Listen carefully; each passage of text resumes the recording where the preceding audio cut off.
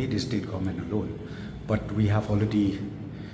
kept it informed with the government of India, and government of India is also taking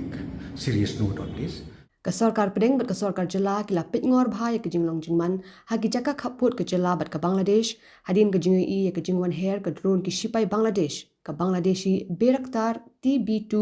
unmanned aerial vehicle ne UAV ha khaput ka thain Sohra bat Shela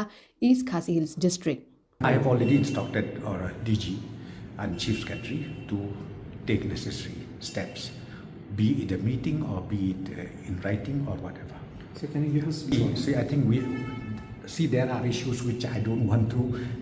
be narrative. So please understand, the issue is so sensitive. So I cannot share everything with all of you. So what I've said is, from the state government, our responsibility is to make sure that this kind of things does not happen anymore. And point number 2 is, it is also equally the duty of the central government to take it up with the government of Bangladesh. Ya kani la pentip do simbot menteri rang ba ka jala ba khmi ya ka kampo yeng ba preston tinsong ubale thuru ba kani ka drone la yo I ha ka than ka bajingai kumba arspa meter shathi jong zero line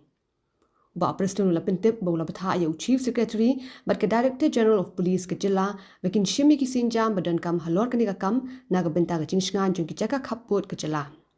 la pentip ru ba ka sarkar jala ba ka sarkar pedeng kle trailang menta ban pethu e ka jinglong jingman ha khapot Berbanwan ra ek jingsngan jongki pajba hakijaka khapun